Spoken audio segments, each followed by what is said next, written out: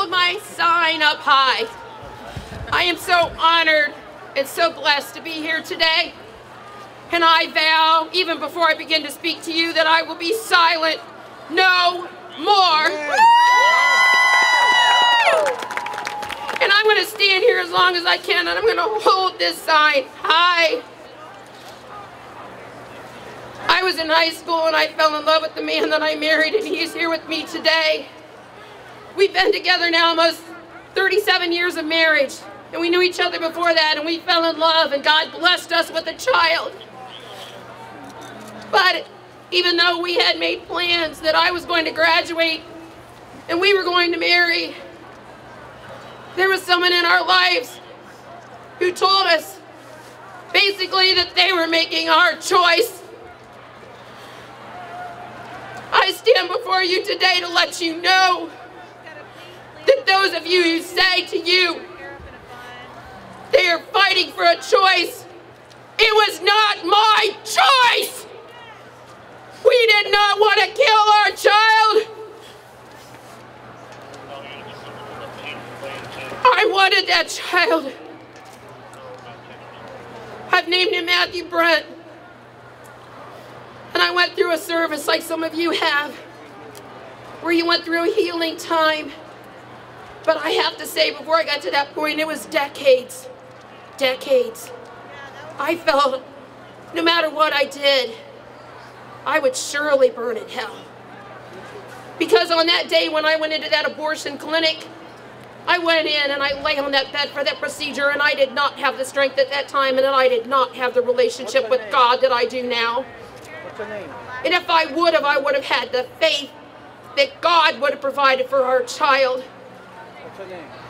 And I waited too long, and on that table lying there, I asked him to stop. And just as Doc testified a little bit ago, once they start, they really can't.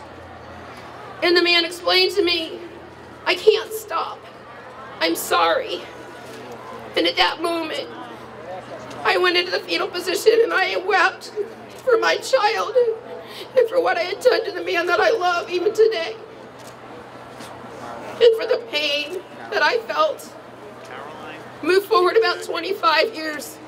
I went to the hospital, very ill. Doctors are saying she's not going to make it. She's not getting better.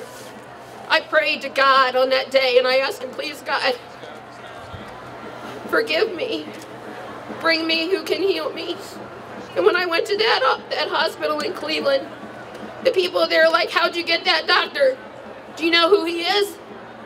I didn't know who he was. How'd you get that doctor?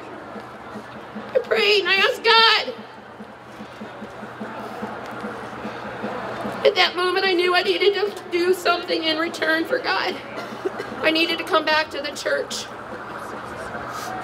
So this morning, Father Frank, you don't know this. I received this morning communion for you for only the second time in years. And I went to Mass and I wanted so bad to receive communion from you. And when you said you were coming to the back, I wanted to leap into the air. I was so excited that I was going to get communion from you. I made a promise to God today to stand here in front of you and to speak. But I also made another promise to God today.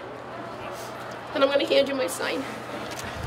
I'm going to ask all of you here, and whoever ever watches this video, to take the hand of those people beside you right now.